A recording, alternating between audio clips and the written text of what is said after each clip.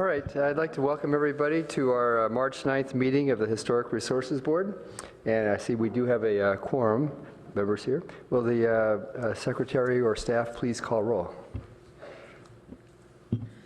Chair Bernstein. Here. Vice Chair Wimmer. Here. Board Member Bauer. Here. Board Member Pori. Board Member Benenberg. Here. Board Member Kohler. Here. Board Member McKinnon. Here. Council Member Holman. Okay, that's it. Okay, thank you so much.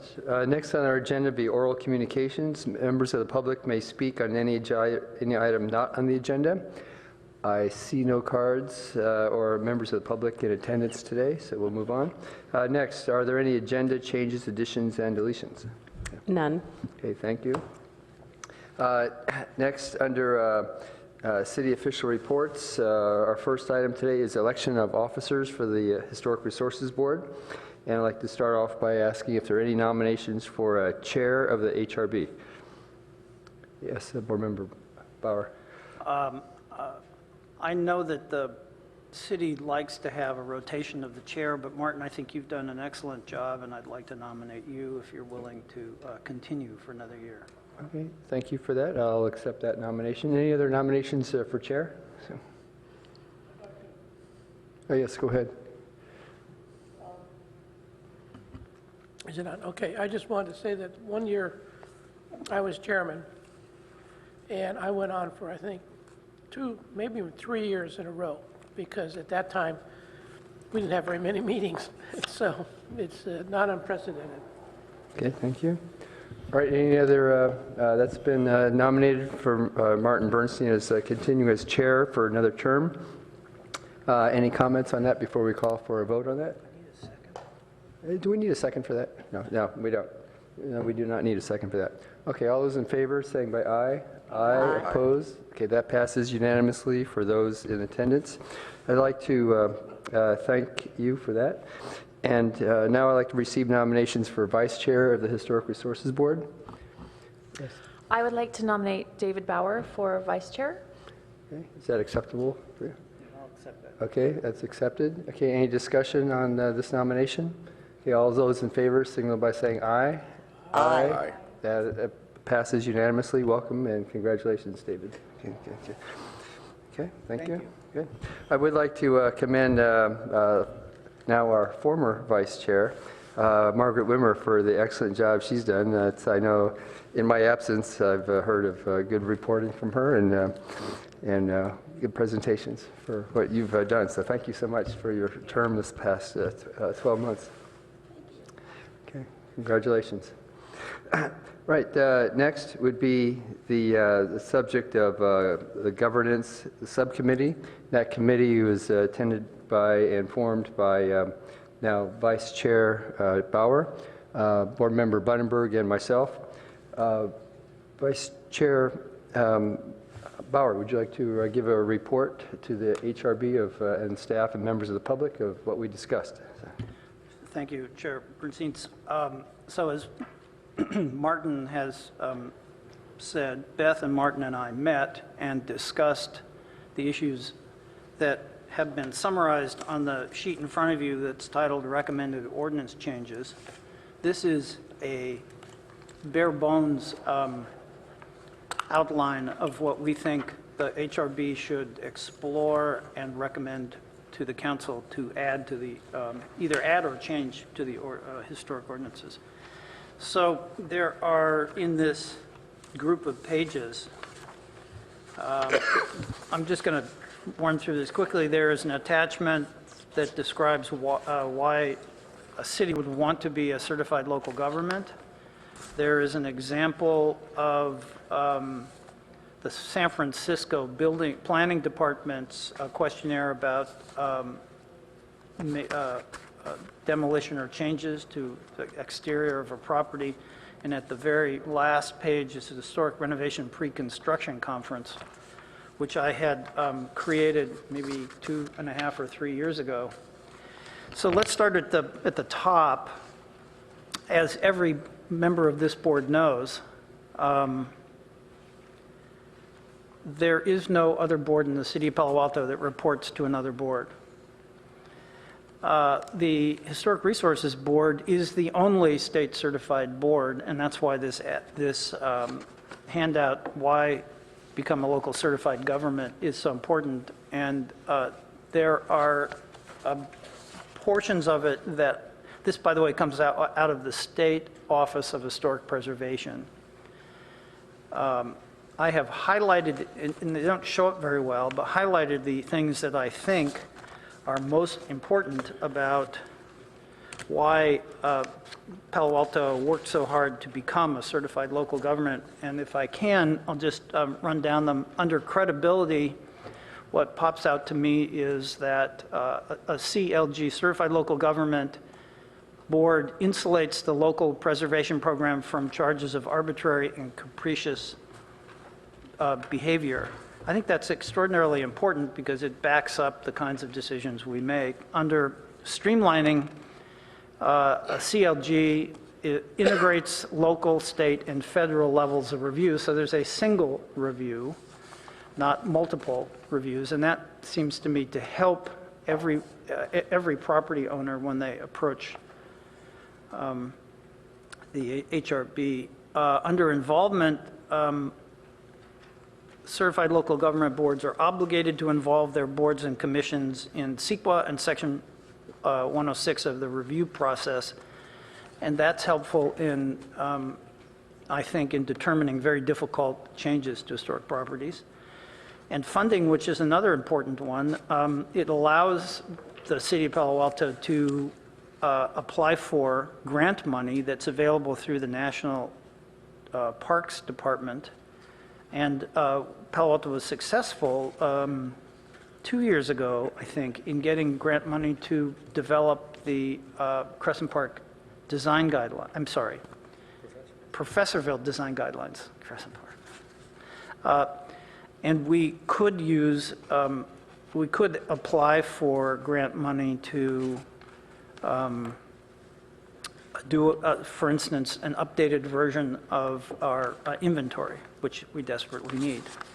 Under autonomy, a certified local government board agrees to carry out the intent of the National Historic, MHPA, National Historic Preservation Act, and more importantly, the Secretary of Interior Standards, which is what we use as our Bible.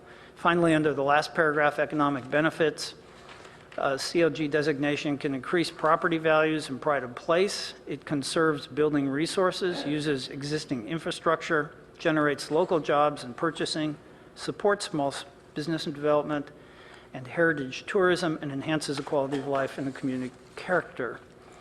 So there are many reasons, excuse me, to Palo Alto has sought this distinction, and it is not easily achieved. As I remember Dennis Backlund, the former preservation planner, telling the board, I think it took many years, maybe as many as 10 years to get this designation. So bullet point number 3 under why the HRB should report directly to the planning director. And these last two, I think, are the most important reasons. One, we as board members have experience and also are required to maintain training in historic preservation issues. And so most of us, except for Brandon, who's just arrived on the board, but he'll catch up, have been to seminars that describe the Mills Act, CEQA, which is extraordinarily complicated. What are some of the other ones? Construction techniques when renovating historic structures was one I went to last year. And all of these seminars give us a unique perspective and sort of the up-to-date information that we need to make decisions. And finally, I think the most important reason why we should not be reporting to a different board is that the ARB, in this case, where we report to, frequently just ignores our recommendations. And I'll give you 2 examples. The first one, which I think is really most distressing to me personally, is the Avenidas project. When we reviewed that project, and we reviewed it several times, this board was very clear that we wanted to have a compatible building that had features like the original police building, I guess it's a city hall building. And what came out of our recommendations back to us from the ARB was a building that has a third-floor glass wall, which is completely unlike anything on the original building, and in my mind, incompatible. And I think we may have expressed that strongly. But by the time we saw the final project, we couldn't make a change to it. The ARB had driven the design in that direction. And our most important consideration, which is compatibility of materials and design, had been totally ignored. So we went through the process just like they did, but our process stopped at their doorstep, and then they drove it in some other way. And the other example that is, as I mentioned here, is not complete, the review is not complete, is fire station number 3. As I think I said in our review of that building, I found a modern box structure to be totally inappropriate on that site, even though the new fire station is screened by existing trees. It is completely different, and again, I think it's incompatible with the Lucy Stern Center, the Girl Scout House, in both materials and design in particular, and it's not even compatible with the residential buildings across the street, nor the city, the former city hall, which is now the Art Center and the Rinkenau Library. So somehow this process, I feel, is not working, and we need to convince the city council that we need to have a different process that makes our determination at the same level or even more powerful than the ARB when it comes to historic buildings. Second item we discussed, and I just want to go through these, and I won't spend as much time on the rest of these, and we can talk about them one at a time. Change in benefits for historic categories. The subcommittee felt that having different benefits for category 1 and 2 buildings and 3 and 4 buildings is confusing and doesn't make any sense when you want to preserve historic structures. So we feel that all of the benefits that come from Chapter 1849 should be applied to all categories. And this will save the property owners the expense of coming to this board to ask us to recategorize a building, as Roxy Rapp did with the University Arts building across the street. When that building clearly is important, he wanted the change in category so he could take advantage of all of the opportunities that a category 1 and 2 building has. So, Excuse me, Vice Chair Bauer, I want to correct, I found it's the ordinance regarding, it's not 1849, it'd be 18.12.120. Those are the home improvement exceptions, where it just says it's limited to certain categories of historic structures. And then what our subcommittee and what Vice Chair Bauer is mentioning is that don't have any discrimination between whatever historic category it is. If it's on the listed category 1, 2, 3, 4, historic, state, national, local, that it can be applied for. There's still the governance of and recommendations from HRB if those applications should be approved or not. But it's just don't have any discrimination. But if it's historic, let applicants apply. Thank you. thank you for that correction. Next item is change building demolitions from ministerial to discretionary. We had a fairly long discussion about this at our retreat. The subcommittee felt that we should use a model similar to the one that San Francisco uses, and so I have included a copy that I had in my files from 2007. And when you run, this is a 6-page document. The first 2 pages are essentially identifying the property.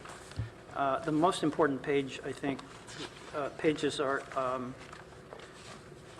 the 3rd and 4th pages and 5th pages. But by the way, the page numbering on the bottom is not mine, it's San Francisco's. And I've left off their cover page but their numbering starts at 8.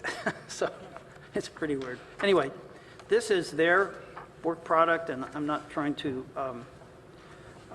steal it from them. It's a good process, and as Martin discussed in our retreat, if you agree to leave the facade of your building alone, this process goes away. Yeah.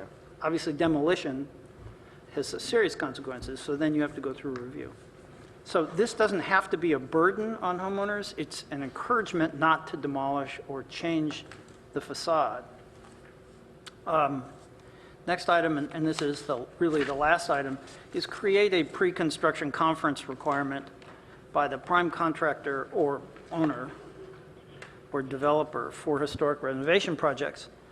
And it's very simple. I've put together 2-paragraph description, which, of course, we can add anything we want to or to subtract from. The idea is to change the construction personnel's attitude about working on historic buildings.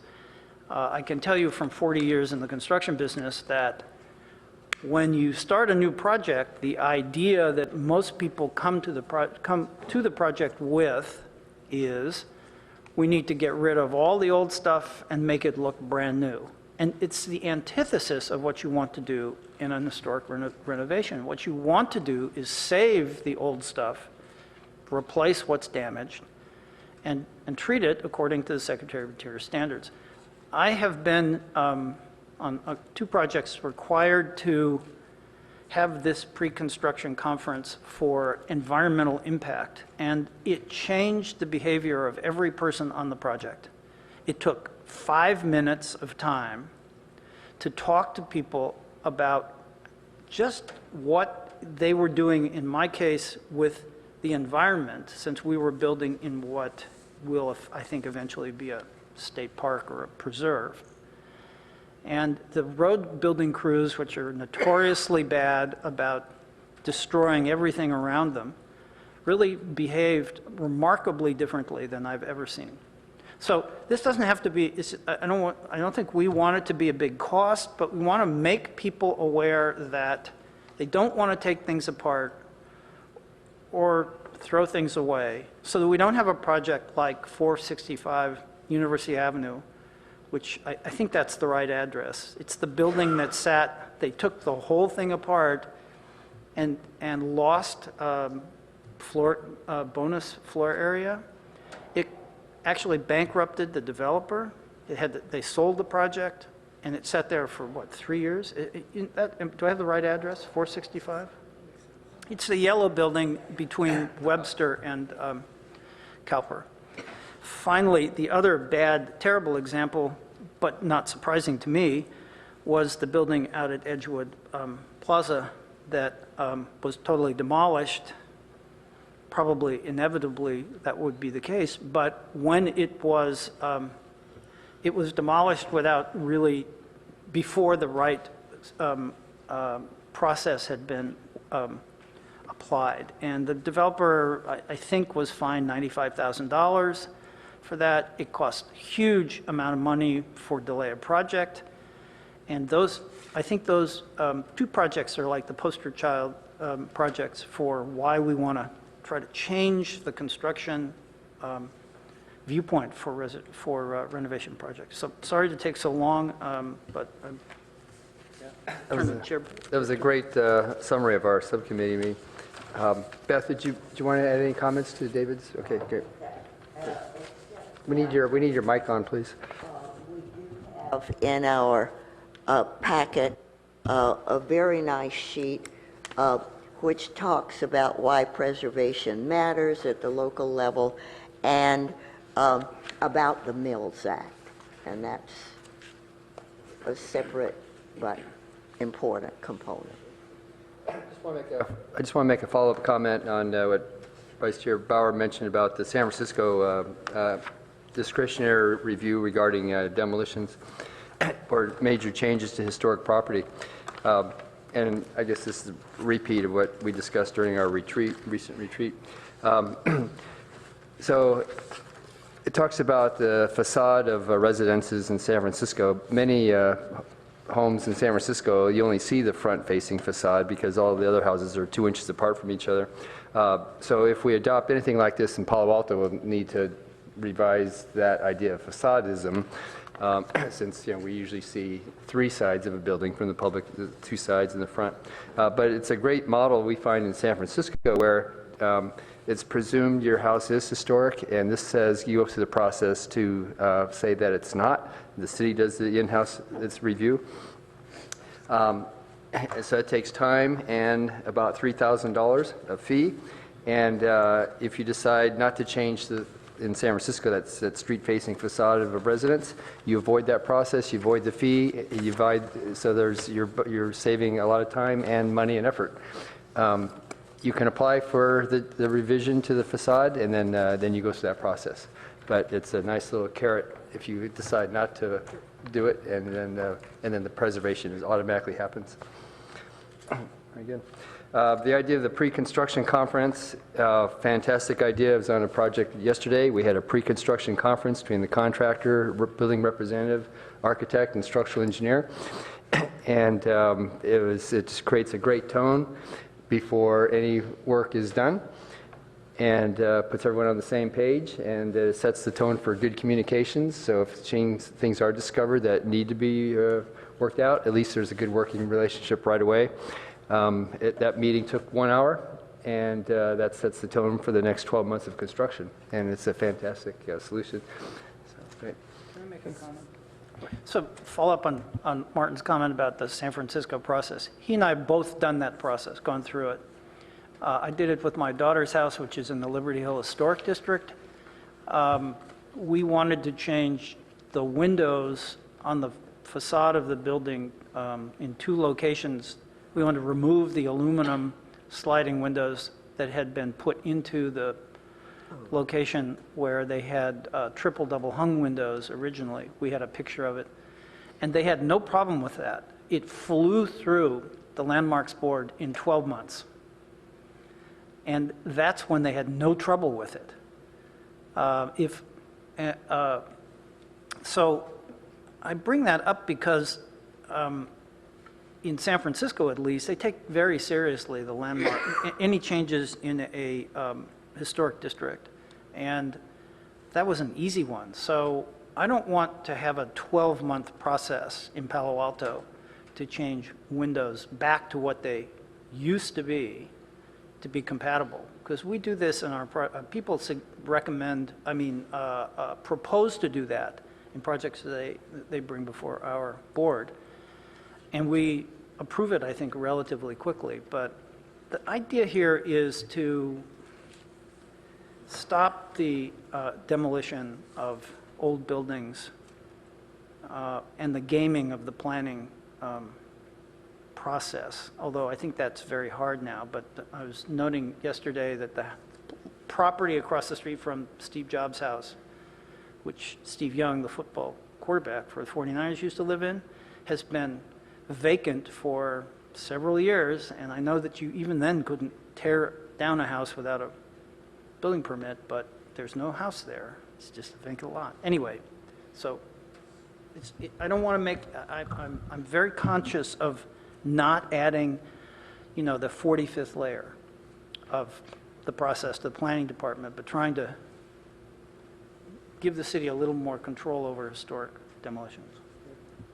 The general heading of this recommended ordinance change is ordinance changes. So I guess one of the things that we can discuss today is what is the process for requesting from the city council to enact these changes? I guess, that'd be the next step, and what's that process? Well, hi, Amy French here for the transcriptionist. I think the ordinance is not attached to this, and I think the first step is to actually look at the ordinance, because how this is characterized is not exactly jiving with the ordinance language. So I would just say that the first piece, anyways, it's basically as far as it says referral. So, the ARB refers projects to the HRB for a recommendation on the proposed alteration of the structure. It doesn't say refers to the HRB so that the HRB can recommend back to the ARB.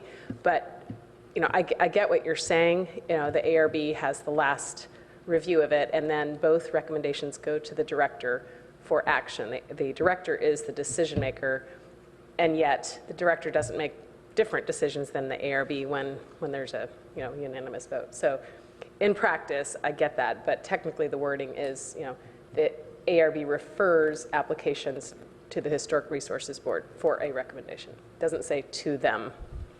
It's just a technical matter. And then the other thing is there are standards of review for proposed alterations, and that for the HRB, which is to say that it should not adversely affect the exterior architectural characteristics nor the historical or aesthetic value of the building and its site. So this is when you're dealing with a historic buildings not in a historical district. So in the case of, let's say, the fire station, technically that whole site is not in a historic district. It wasn't an alteration, technically, it was a demolition. Replacement. The HRB had the opportunity to weigh in or review the historic resource evaluation that was prepared that made the determination that, or the suggestion or recommendation that the existing fire station was not historic, did not have what it took to be designated a historic resource. So I think there's a nuance on the fire station site, and because I'm highly aware of that project and Avenidas, I would love to have more conversations about that to help everyone understand that process. It was a critical need for the HRB to look at the HRE on that project and to offer ideas and with the context to support the ARB in that case. But it wasn't the charge of the HRB to actually review and recommend on the project itself, technically, because it wasn't a historic resource, nor was it in a historic district. So having said that, I do think looking at the ordinance is a good idea, and but I would suggest that we start with actually a copy of the ordinance, which is 1649 in the building code. It behaves kind of like a zoning code, but it's actually in the building code. So because it's in the building code, technically it does not need to go to the Planning and Transportation Commission, which is where most zoning code changes have to go. But I would say let's start with getting a copy of that ordinance and have a look at that before a meeting. So can you just help me understand how to find that on the city website? I would go on and just search for... City of Palo Alto, and then in the search box put municipal code. It will pop up, and then chapter 1649, historic preservation. So it has there, and I'm not live up here. It's okay, but so I put in municipal code, and that'll get me to a place where then I can put in 1649, and it will find... Historic preservation. And then what you would do is go to, so there's a section on demolition, and there's a section on alterations. And so 1649-050, exterior alterations of historic structures, is where you will find the section on review bodies, and it talks about architectural review approval is required. It refers you to 1876, and that sentence that I read you about the ARB refers. I find the city website, getting into those ordinances, very hard, because if you don't have exactly the right wording, then it won't take you there, but I'll work on it. I just wanted you to tell me how to do it. I can make it easier on this board as the liaison. I can just simply email everybody the link, and then you don't have to go search. Yeah.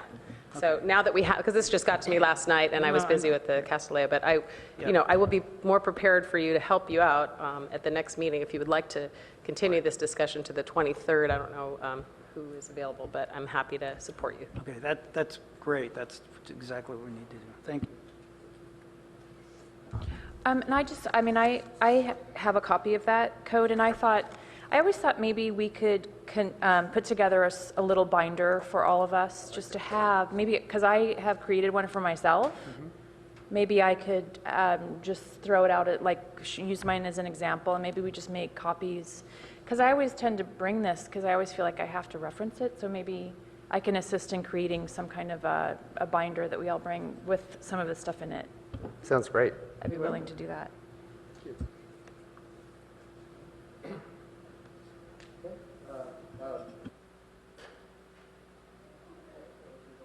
Can I also say, I know we're in the middle of this item, but I also wanted to alert you that under city official reports, it's not listed here, but I know at the last meeting at the retreat, the topic of accessory dwelling units was on there, and we kind of chatted a bit.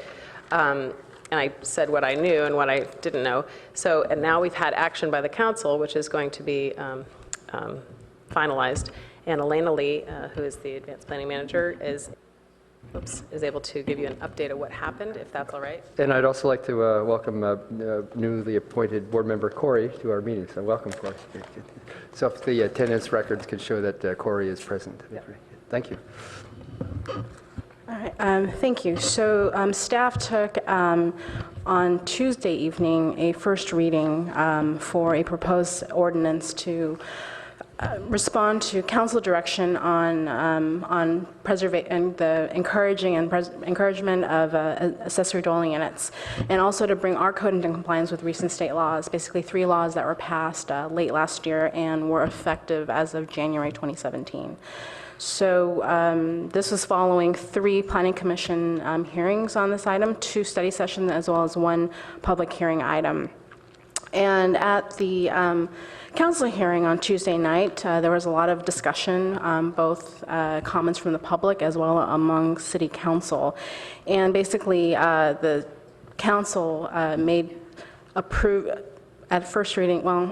a ordinance that definitely expanded the ability for more ADUs in the city and made some changes to staff's recommendation. So this item will have to go back to the city council as a first hearing item sometime.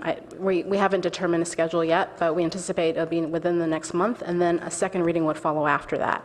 So basically, the council approval was basically to remove minimum lot sizes, allow ADUs to encroach within the setbacks, and also to remove design review and requirements. But I know the concern of this board in particular was about historic preservation, because what this law does is definitely removes prohibitions for ADUs, and also removes the city's ability to do any kind of design review or discretionary review. So all these permits are ministerial. So in order to address that, because if it's ministerial, it's not subject to CEQA, which is the tool we use to help shape proposals. So in this case, what we've done is incorporate into the development standards within the AD ordinance. So basically what we also did was we took all of the requirements of ADUs from the individual zoning districts where they were allowed, and we've incorporated into Chapter 18.42. So you reference the code for that section, and then it'll refer you to Chapter 18.42.20, I believe is the new number. So in this particular case, for historic properties, we've incorporated a standard saying for properties, and we can send you a copy of this language, but it says for properties listed in the Palo Alto Historic Inventory, the California Register of Historical Resources, the National Register of Historic Places, or considered historic resources after completion of historic resources evaluation, compliance with the appropriate Secretary of Interior standards will be required as determined by the planning director. So that was incorporated by council. This was a late staff addition, and so this standard of approval, as well as the entire ordinance, will go back to City Council for a first reading and for their initial approval. That concludes staff's report. Thank you for that. Thank you for bringing that up. And good to hear that the council decided how to handle properties that are listed as a historic resource. So I looked at the state regulation. It says that all applications shall be ministerial. So this is, obviously that's not a ministerial issue if it's required to conform to Secretary of Interior standards for rehabilitation. That is not a ministerial review, correct? Actually, that would be under the ministerial process. So what happens is somebody would submit a building permit, and through that process, planning staff would work with the applicant and building staff to ensure compliance. Right, so if the HRB reviews the application and votes as a majority that the proposed project does not meet Secretary of Interior standards, that recommendation will be not to approve a permit. So are we in conflict with the state law, I guess is my question. Yeah. I don't think the intention is to necessarily have to require the applications to be brought before the HRB, because as a ministerial project, it wouldn't be subject to public hearing requirements, but they would have to work with staff, with Amy staff, and also ultimate approval by the director to ensure compliance. So staff would work carefully with the applicant to make sure, and this happens a lot of times on single-family projects of a single story, and I know some are brought to the HRB. That's not anticipated for this particular process, but we're still kind of refining all of this, so we'll probably have further follow-up after the first council hearing. So what I hear so far is that projects in Professorville, for example, that they want to add an ADU unit would not come to the HRB? That's not currently envisioned, but as I was saying, we're going to have continued conversations with the attorney to sort of refine all these issues. Okay, you can see the concern from the Historic Resources Board point of view, at least certainly my point of view, that that would be a project in national that would not come before us. That's what I'm hearing. Yeah, that was a remarkable Condensation. vacancy in that if it's ministerial, then I mean, as I understand it, you can't come before this board. Can I correct that? So we do have projects in Professorville that are ministerial, one story or what have you, do not require individual review, variance, HIEs, that come before this board. It's just that how does it stick is the question. When it's a building permit only, we can't condition building permits. It's the charge of the HRB to, I guess, convince an applicant that this is the right thing to do, and then we hope that they continue on and do the right thing. But it's not an actual, it doesn't stick because you can't condition a building permit. So what I'm hearing is that that application for an ADU will not even come to our board.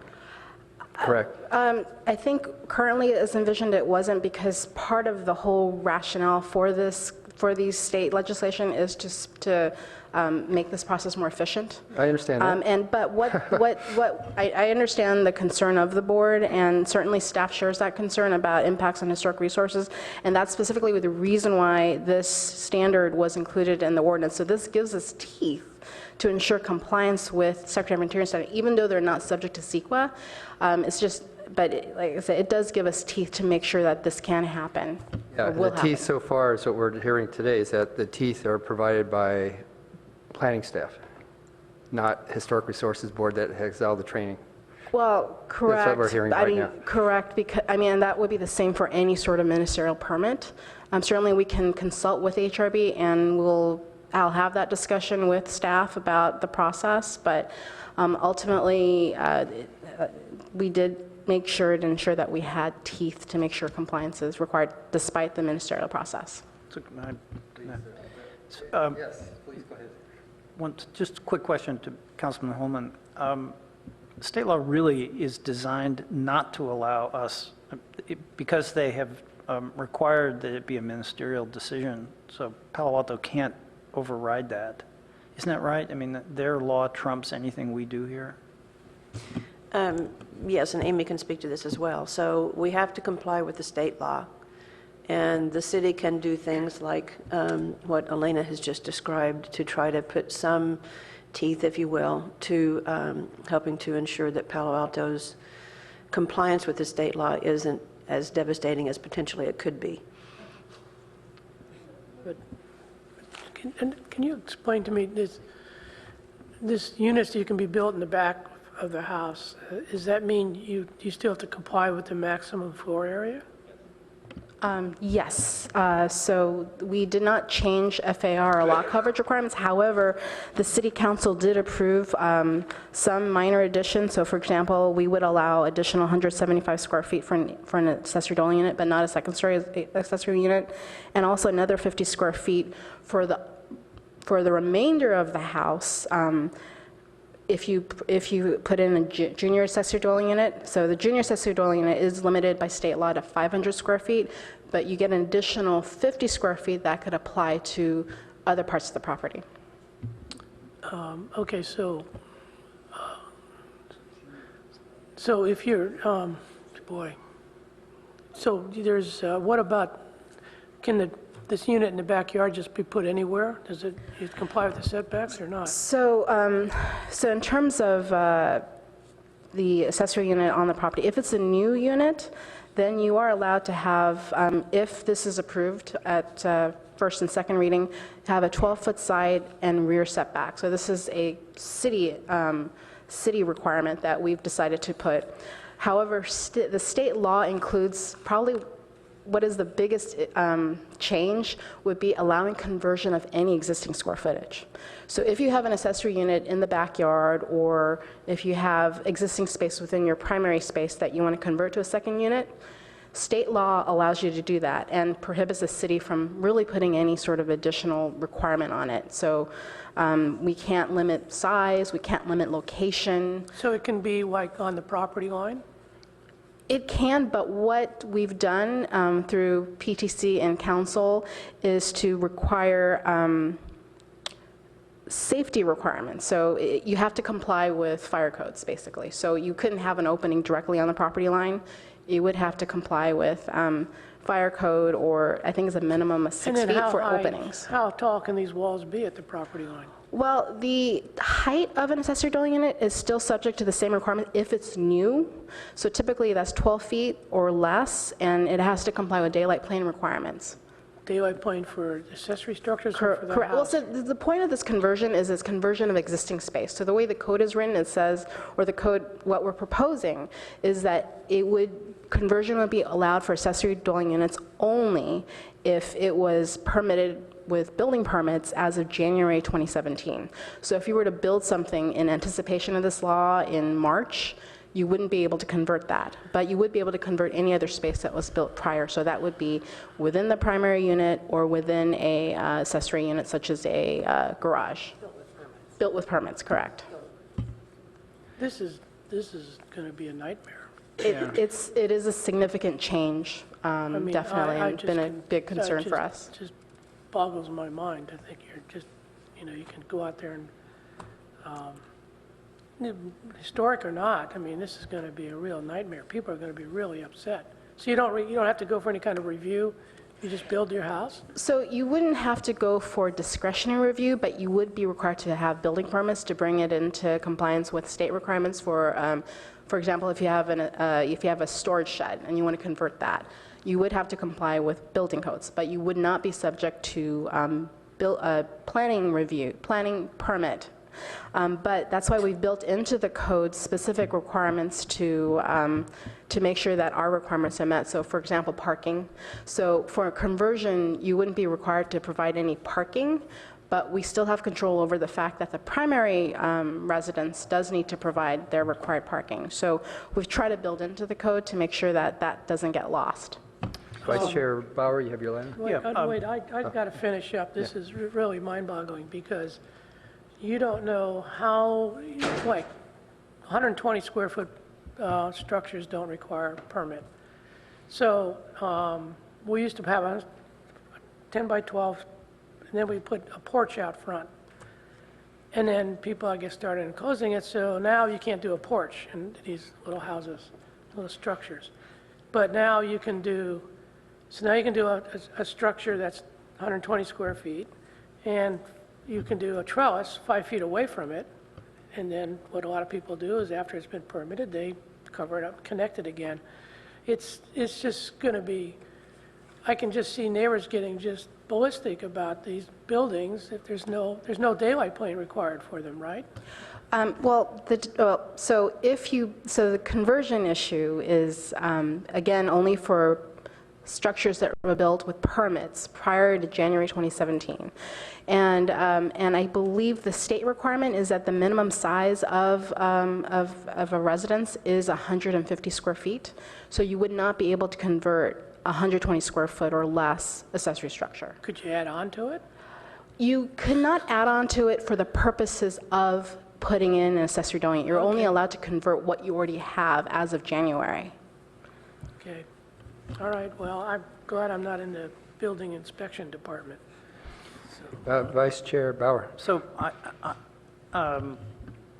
I share Roger's concern, but let me just use one example. Since the city started requiring garages to be located in the rear corner of a property, several of them that I have seen to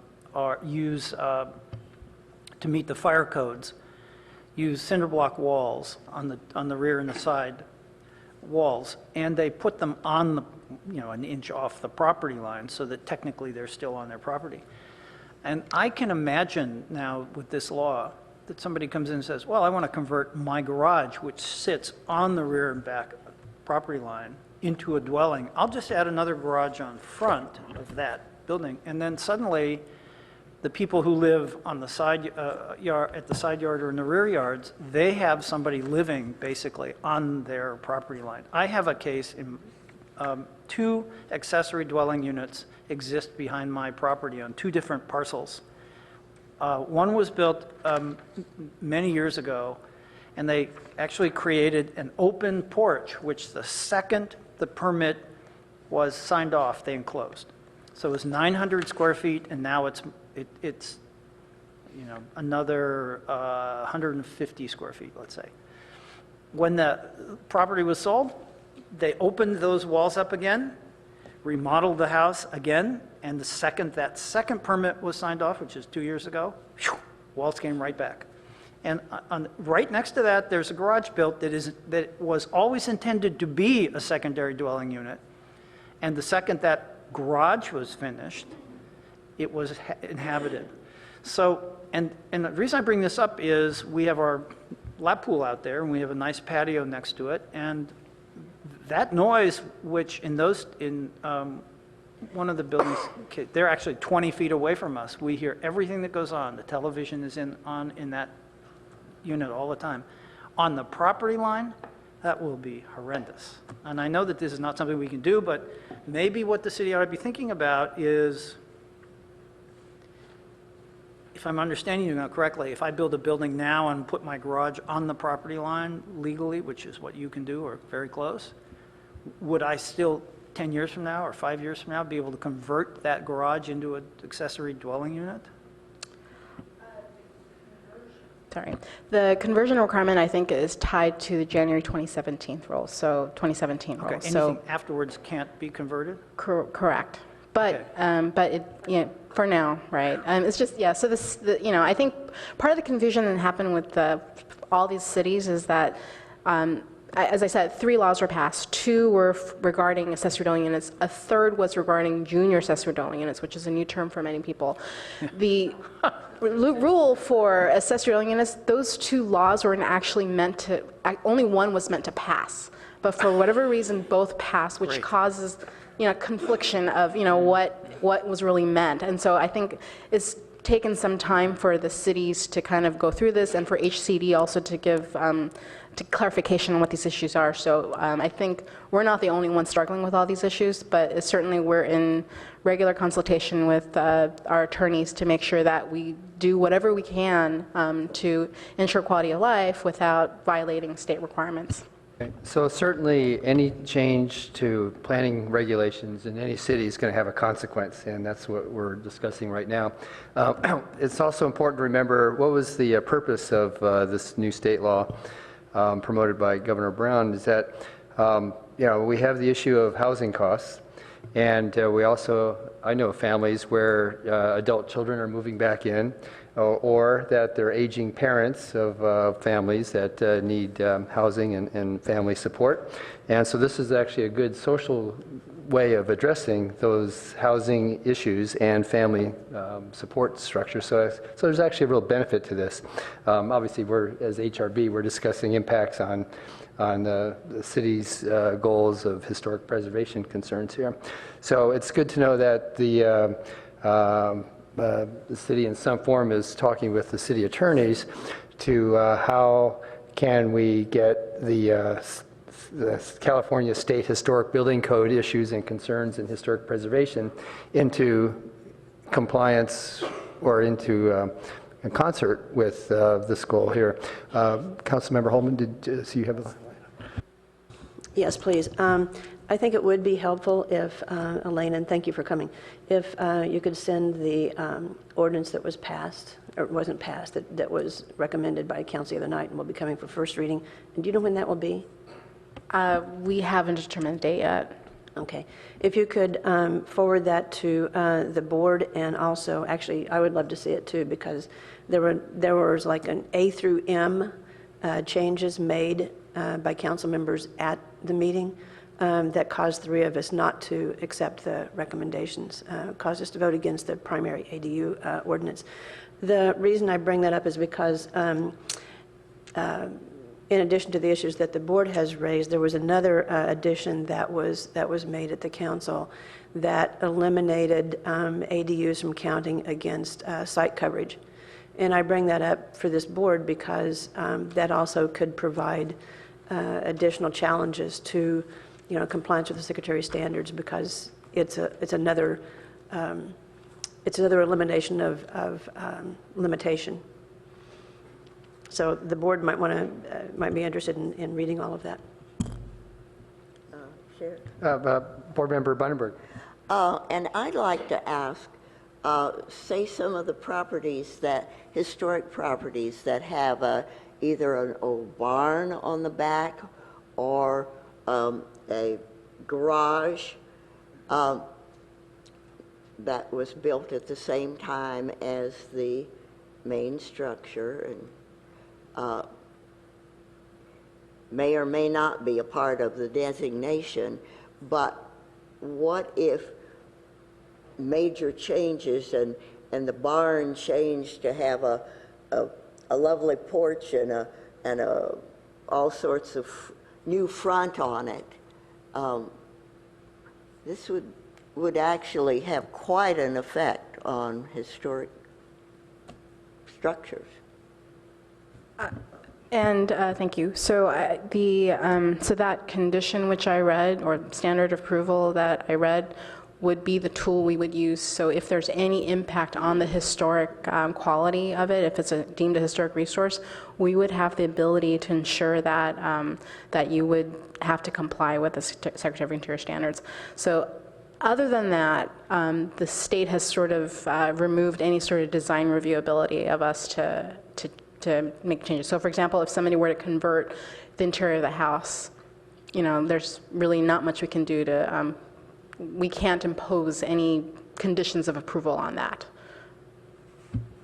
It's interesting because I'd say 2 or 3 out of 10 houses we do are have been built in such a way that once the permit's there, that they can have another unit in their house, either in the basement or upstairs, or so it's a needed thing to have. I just from the historic end of it, you have to be a little, because a lot of the homes in Professorville don't have fences. I mean, a lot of them do, but you can see these random shacks and not shacks, but buildings appearing here and there without approval, or it could have an impact on the Professorville. So it seems like within about 8 weeks is when the city attorney will need to agree of what kind of HRB review can there be, right? And within 8 weeks, we'll know if that's going to be, if the city attorney will agree that something can be put into the ordinance. So, okay. Any other comments on this subject? Thank you. So, we can invite Elena back in, I guess, April or May, depending on when it actually gets approved, Yeah. Is there any to give a recap. way, or is it any comments from Councilmember Holman or Amy or Elena? If the city attorney can hear from representatives of the HRB about this issue? Or how's the city attorney going to hear about our concerns?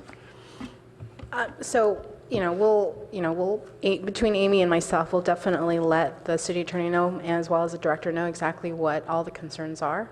And we can certainly incorporate it into our report to the council on what the HRB's concerns were.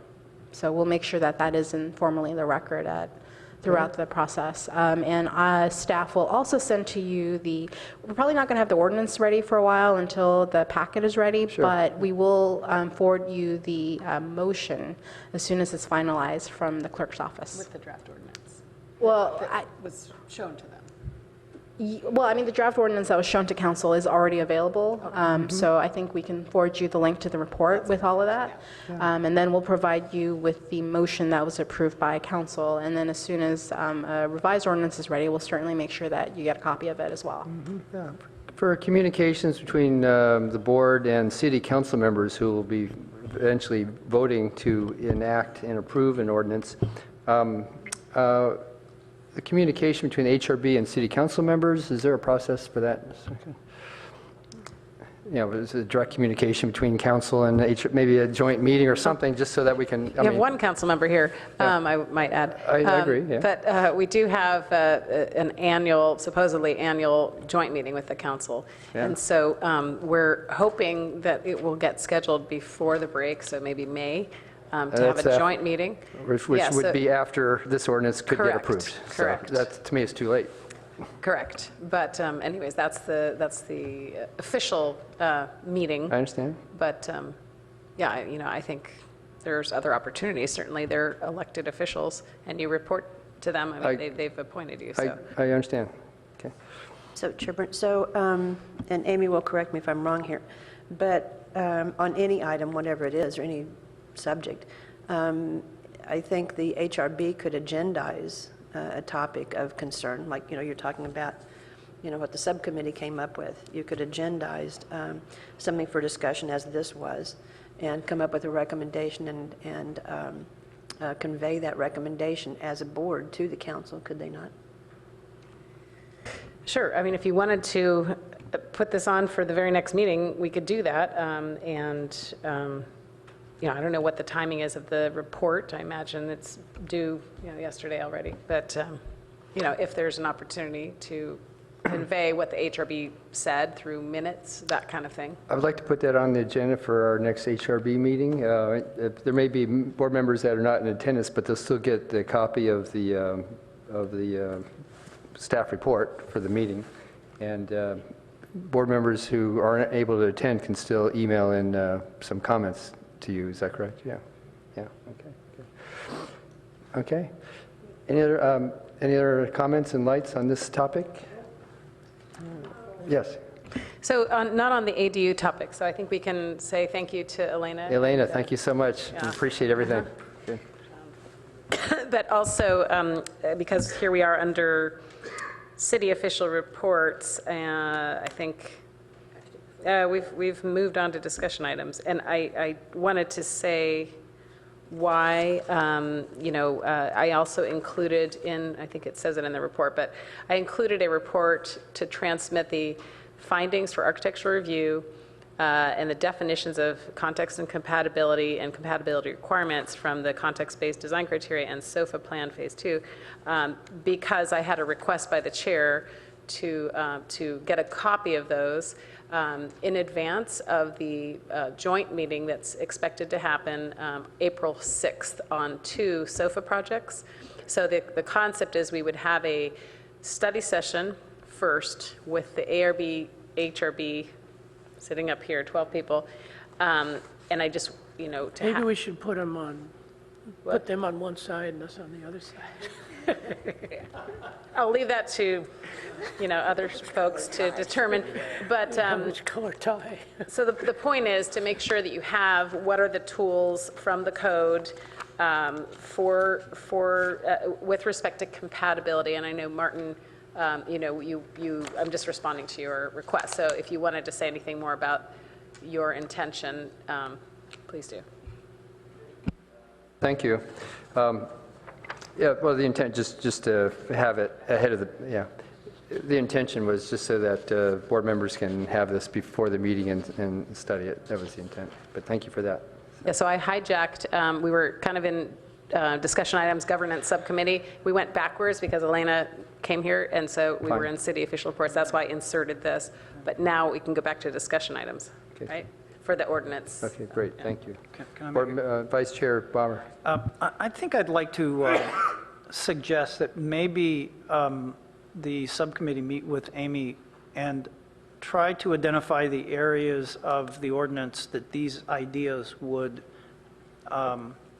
fit into, and then maybe come back and have a discussion with the ordinance here. I mean, I don't want to shut down this discussion, but I think at this point, I'm feeling like there isn't a lot more discussion to have, because this format is ideas, and what we need to do is convert these ideas. Now, maybe we should have some idea from the board if this is the way, if these ideas should move into this next phase of. Well, I think as Amy mentioned, yeah, if you can at least send to the board all the code sections that these recommended changes are referring to, and then we can, make our suggestions, make our suggestions on that way. Yeah, I'm kind of thinking on timeline on this. So our next meeting, we're saying, I believe the next meeting, March 23rd, to have a more robust discussion about the accessory dwelling units as far as getting something on the record of the opinions of this board. Correct. With seeing the actual proposed changes to the ordinance. So that might be enough for that meeting, and would give us more time to, and I'm looking at the end of April, because the first meeting of April is going to be a joint meeting. So Right. maybe we have a little bit more time to have discussions with the director, with the attorney, me, and pull something together. It's not, slapped Okay. together too much. That sounds good. I think the Okay. highest priority is the concerns the HRB has on the ADUs, the accessory dwelling units. That's the highest priority. Yeah. Yeah. Okay. Plus, we have another item on I'm today's curious as to agenda. what can we actually do? I mean, it's a done deal. Well, that, No, it's not. Not a No, done it's deal. not? There's no Okay. ordinance yet, Roger. Well, I got the impression, okay. there's a proposed ordinance. It went through first reading. It was continued to another first Yeah, reading. But I thought the state's mandating certain rules. It's correct. In place right now is a state law. If somebody wanted to walk in, I don't want to advertise, but, Yeah, okay. we don't have an ordinance that modifies what the state has imposed on us already. All right. That's what we're aiming for. Okay. Councilmember Holman? Yeah, just to be clear, so Amy's correct. So this will be coming for a first reading to the council, and there were a lot of changes, including the addition of the historic preservation aspect that Elena described. And that's what Elena's going to send you guys, so you can see all of those changes that were on top of what the state regulations were. Having to do with a joint meeting with the ARB, actually, I see this ARB, my personal view is, I think this ARB is pretty sympathetic to historic preservation, and I would suggest that what has happened in the past is that the HRB and the ARB have a joint meeting just for the purposes of discussion, that's happened in the past between other boards and commissions, I think maybe once a long time ago, with maybe the HRB and the ARB. Cross-pollinate, if you will, and share knowledge bases and interests, and share those interests and determine where the common interests are, and maybe educate each other on where the differences might lie. Because the best situation is for everybody, applicant, council, and the board, both boards, is if there's a sympathetic relationship. So I would suggest that, having to do with this document, and thank you to the subcommittee for bringing this together. Just a couple of notions based on comments that were made is change of benefits for historic categories.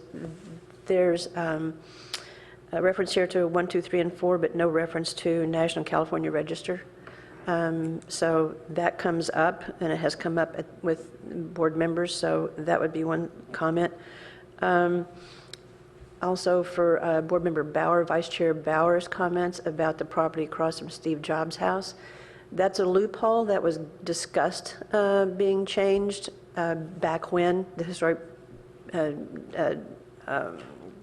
it actually wasn't then, it was when the individual review was going in. So what happens now, for anybody who might not know, is you can go in and apply for a demolition permit if you're going to do a single-story house, but then you can sell the property and sell it to somebody who wants to do a two-story house. That's a loophole, and the board might want to consider closing that loophole. Like I said, it was considered before, and it just didn't happen. Another thing that is in the current code is, and then something that the meeting is timely because of something I watched on the Planning Commission meeting last night. But another thing that's in the current code is the HLB review projects if, and Amy will correct me if I get the language wrong, but basically if there's a project that involves an historic resource or a project that's in a historic district, that does not capture where there is going to be a project that would impact an historic resource. How would I say this? Because of the area of potential effect. So that's also something because, and the community is sensitive to that. And 429 University, the community was exceedingly sensitive to that, and that project got sent to this board.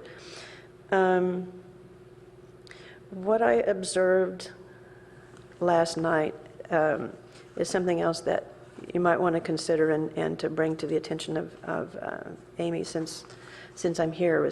So there's a project being proposed for the old ironworks site, and then it was compadres. And the Planning Commission was charged with doing site and design review. And I didn't see the whole meeting. I saw part of it. I saw the most, I think probably most of the commission member discussion. But what had happened was there was an HRE that was done, and I'd read the original HRE, and it was incredibly not adequate, and I think the staff had another one done. But what I observed was that the Planning Commission had not been provided the HRE, and staff concurred that they had not been provided that HRE, and concurred also that a determination of historic eligibility would not come to the HRB. So it was then at the staff level, but then it wasn't provided to the public, even in the Planning and Transportation Commission materials. And so there's been no public review of whether there was, and I know this was an accident or mistake, but I guess my point here is I observed one planning commissioner in particular who was concerned about, how can we make the findings for site and design review if we don't know if we're satisfying CEQA or not because we haven't seen the historic evaluation. So it just seems to me it would be a lot simpler and a lot cleaner for everybody if evaluations of historic designation would come to the HRB. And my concern as a council member is if this goes, this project or any project, I've seen it on other projects too, if the project continues to go down the pike and questions still continue to be raised about is it historic or isn't it historic, then you have an applicant who has spent incredible amounts of money to promote a project that may or may not get stopped later. And we've seen for years and years that if an applicant has spent a lot of money on a project, people are loath to say, oh, wait, stop, you can't do that. So there gets to be a head of steam. So it just seems like it would be a lot cleaner if the HRB were to review HREs to help to make that determination about a recommendation about whether a project or a property is historic or not. That's not currently what the process is. But I just watched the struggle last night, and it was painful to watch. It was very painful to watch. And apparently there were several members of the public there to speak to. I didn't see that, but apparently there were several members of the public there who were expressing concerns too. I heard that referenced. Roger. I guess I have to disclose two things. Number one, on the property that you talked about that got demolished, I have plans for a one-story home with basement on that project, and I had no idea they were going to demolish the house, and we were still kind of futzing around with these people, and next thing I knew, the house was gone on Waverly there. Secondly, as a youngster, I used to go to the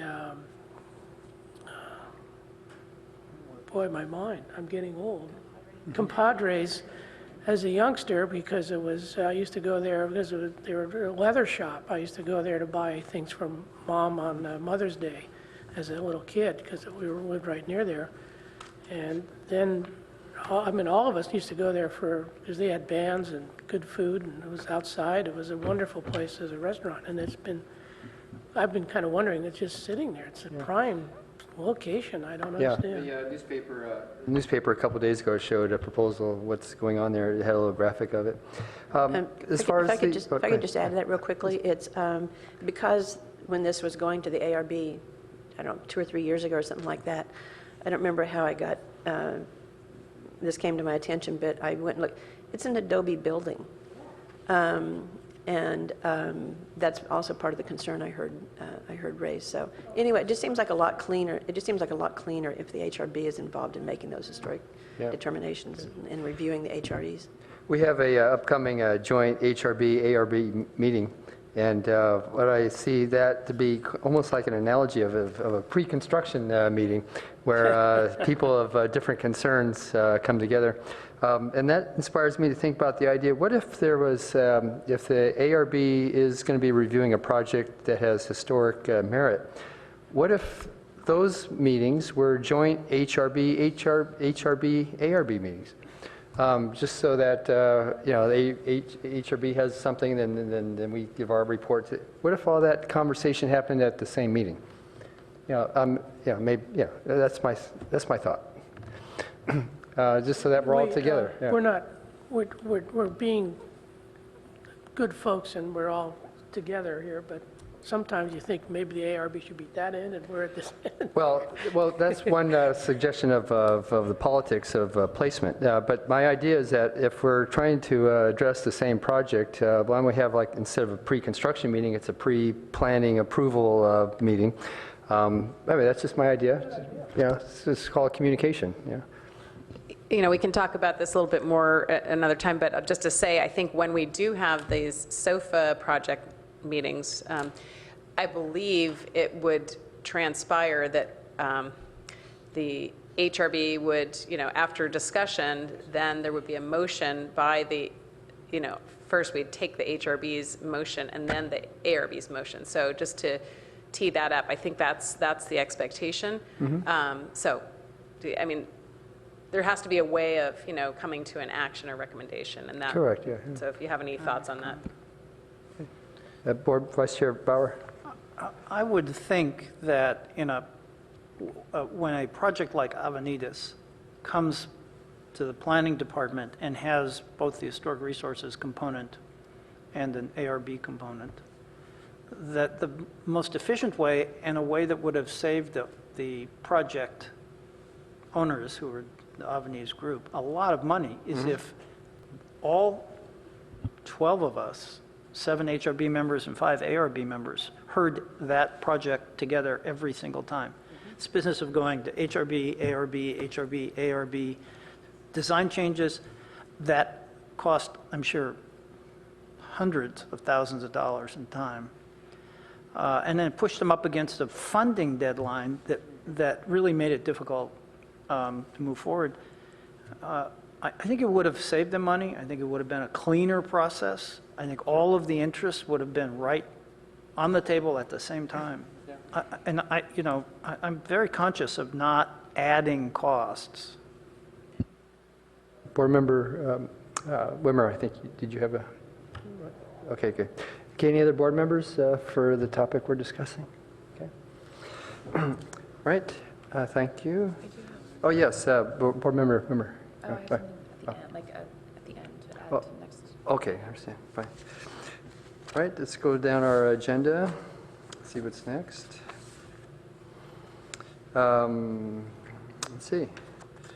I think we're getting toward the end of our agenda items, I see. Good. Oh, number 3, thank you.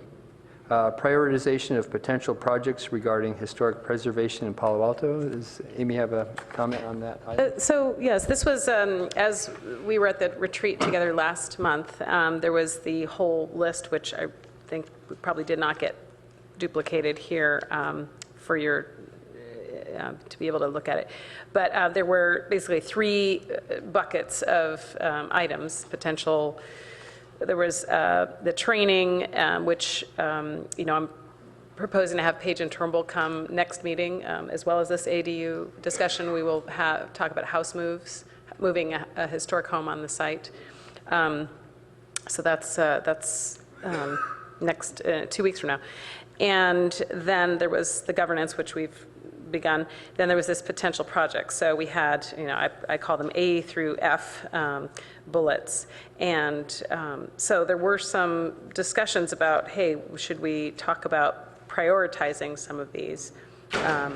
And I guess, governance rose to the top to tackle.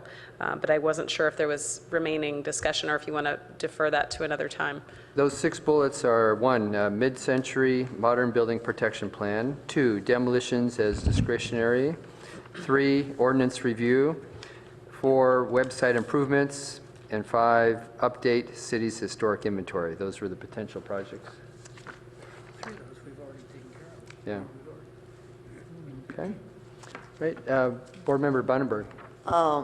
I would like to suggest that the modern age context statement would be something to put toward the top, because we are losing a number of quote modern buildings right and left at this point, and I think that it does take time to get that done. Do we have any money to do?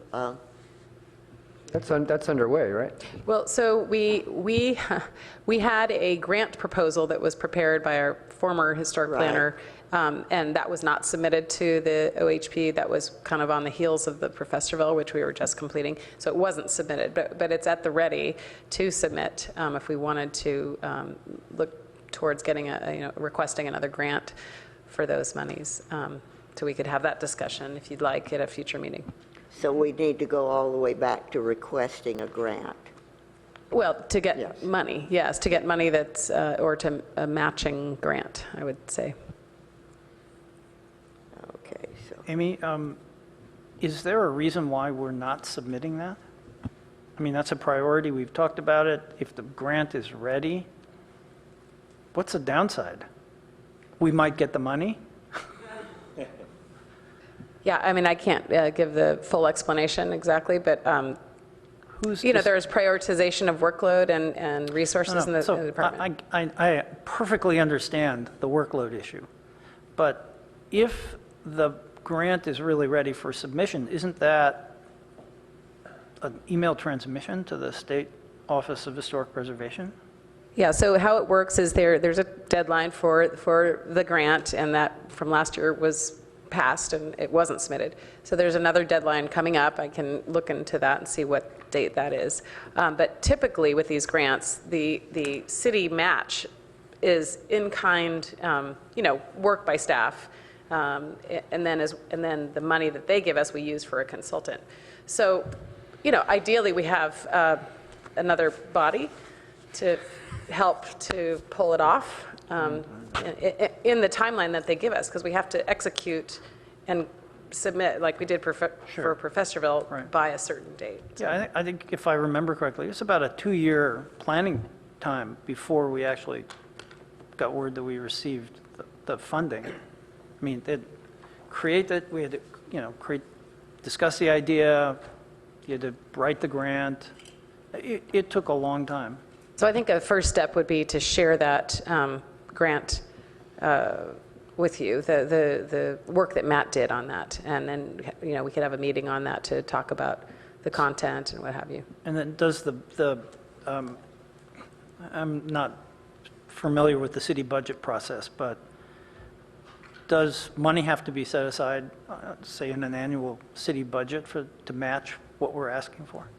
Yes, the council would need to be requested to, approve dedication of, in-kind services, basically, to match what the state would grant us. Yeah. And so I remember the grants, the Professorville Design Guideline grant was $40,000. is that right? Something like that? I'm sorry? That sounds about right. I can't remember for sure, but it sounds about right. Yeah, okay. Just wanted to understand the order of magnitude. Okay, well, bring it to us, and I guess we can talk more about it. In the meantime, I'd like to say that there is, we don't sit on our hands, there is the Eichler Design Guidelines Project, which is in part addressing, or, at least it's the topic, mid-century modern residential development. So that will be of interest to all of you. And of course, all of you are on my interested parties list, so you will be alerted to when the first workshop is, which is, I believe, April 11th is our first workshop on that. So I'll send you out an email shortly. Since you're talking about mid-century modern, I think of this building a lot, and is the glass slipper. It's pretty iconic, and I think it certainly doesn't have any historic designation. And so anyway, putting my little plum up there for you guys to think about. Reminds me of the Doggy Diner sign on across from the San Francisco Zoo. That actually became historic. Yeah. Yeah. Okay. Right. I have one thing. Yeah. Sure. On from this for this. Yeah, something we Okay. talked about. Okay. Good. Yeah. Okay. Board Member Wimmer, do you have a comment? Sorry. Yes, so last meeting, when we were going through our list of ideas and things that we were brainstorming about, we talked about having a pamphlet for a sort of a public outreach pamphlet. So I did a draft of a pamphlet that I thought we could maybe, and I made copies, maybe we can put it on the agenda for next time. I don't know if it's really worthwhile, but I'll just pass out on my computer last night when I think that's, and here's for you. So this was, I mean, I think sometimes in our discussions we talk about how we get this information out to the public. And one idea was to have some kind of informative pamphlet that we might keep at the development center. And so I just sort of threw this out as a sort of a starting point.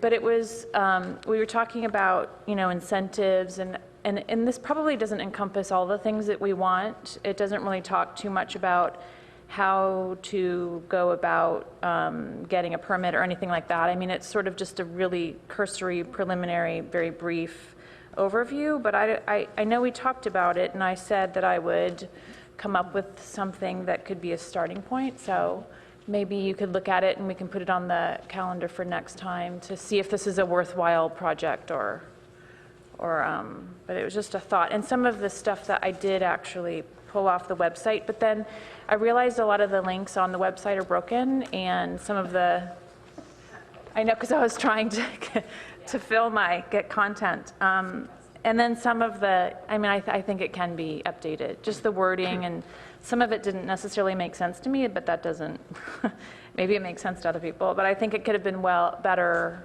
worded or something. So, I mean, I can help on that if need be, but I just thought this was sort of a starting point that we can critique, I guess. Thank you. This looks wonderful. I look forward to reviewing it. Yeah, I would like to say this is a very impressive document. As a starting point, this is great. But, I love doing stuff like that. Great. Thank you so much. Sure. Also on the potential projects was website improvements, city's website improvement to list National Register eligible and determined eligible properties and potential California registered properties. If that's not on the current website, what's the process to get those two categories on the website? So I believe this is a project that involves taking paper forms and converting them into PDFs and uploading them, and maybe having an index for each with some kind of descriptor of how this relates to our Chapter 1649. Okay. And time and bodies. Okay, I understand.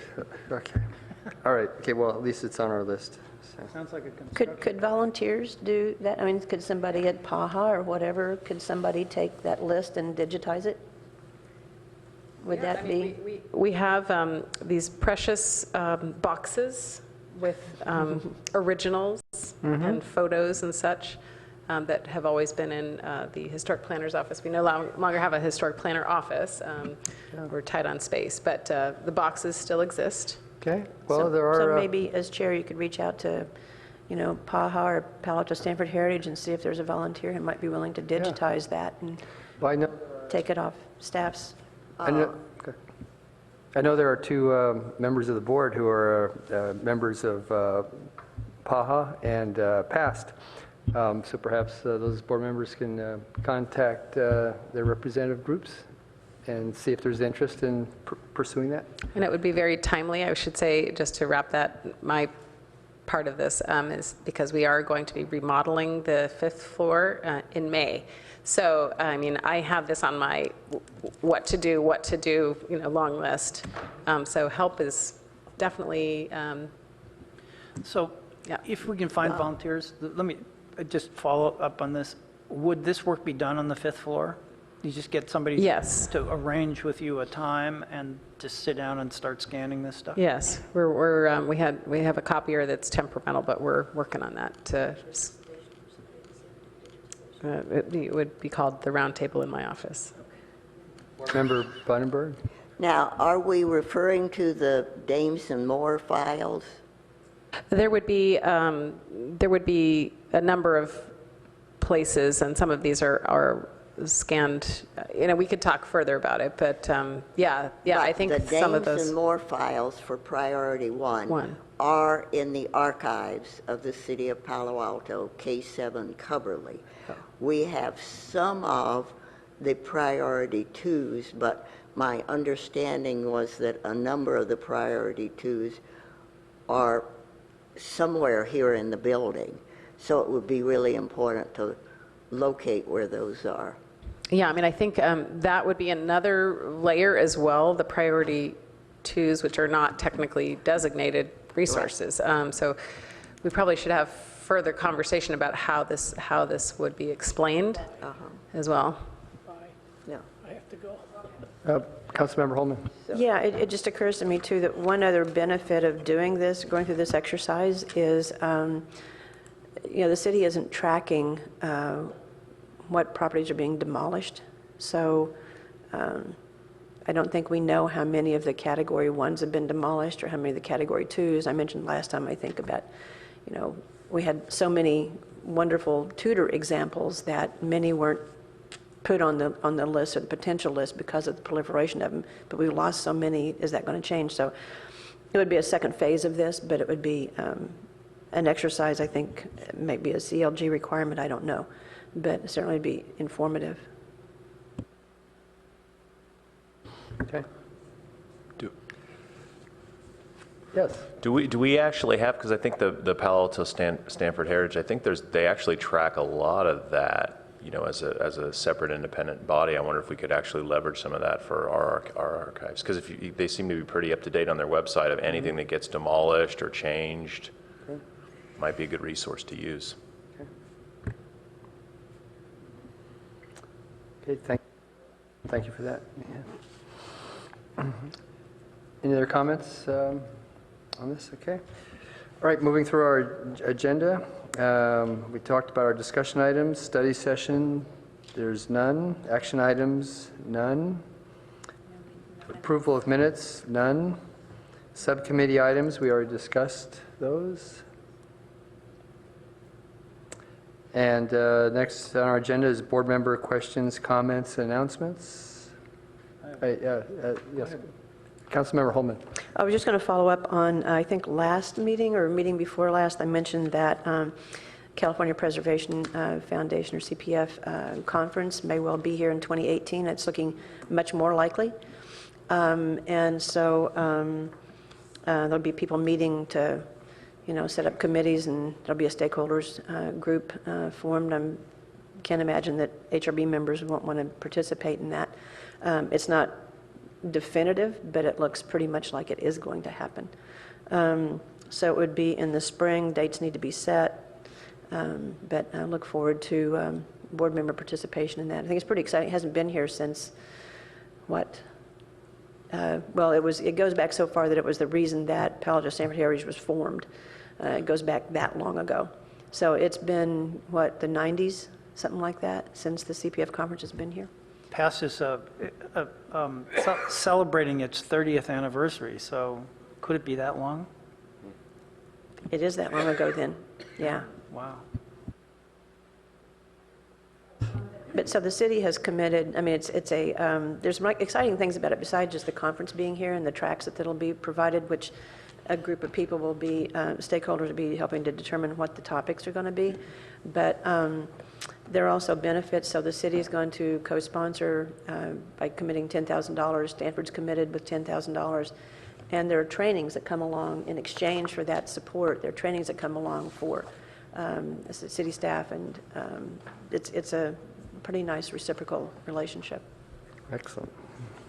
That's great news. Also, I just brought up to the dais a training that's offered coming up at the end of March. So I wanted to make sure you guys were aware of that. Yeah. Okay, thank you for that. Yes. Right, Board Vice Chair Bauer. So, Amy, I don't know if you were on that California Preservation Foundation webinar yesterday, how to avoid McMansionization of.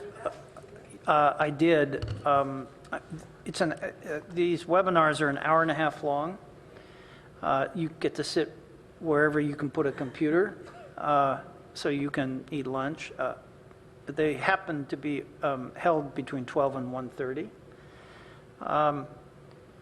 And it was, this is the second or third one I have participated in.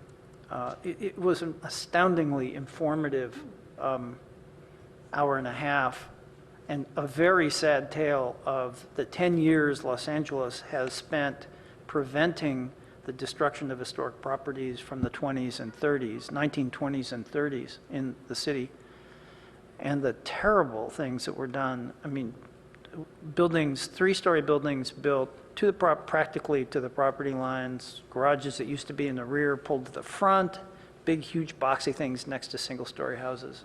And they had really interesting information. The most interesting to me was that when you start tearing down buildings in a neighborhood, everybody thinks, oh, wow, my property value goes up. But it turns out over a 10-year period, they discovered that the actual surrounding property values have declined. And that was a big surprise. Now, I'm not sure that we could demonstrate that here in Palo Alto, but it was the lack of context and the fact that when these buildings, these incompatible buildings, are then dropped in the middle of a neighborhood, nobody wants to be there anymore. And what happens is that the property values drop, the developers move in, more houses are demolished, and eventually you just destroy it. Every house goes. So I encourage you to, if you have time, to participate in those because they're really interesting. Yeah, I went to the facadism one that the month before. That I don't know if anyone else attended that, but that was great. Same thing, lunch hour, perfect, not too expensive. I think it was $40 for members. Yeah. Any other comments before we move to adjourn? Okay, I think that's it. Okay, we are adjourned. Thank you.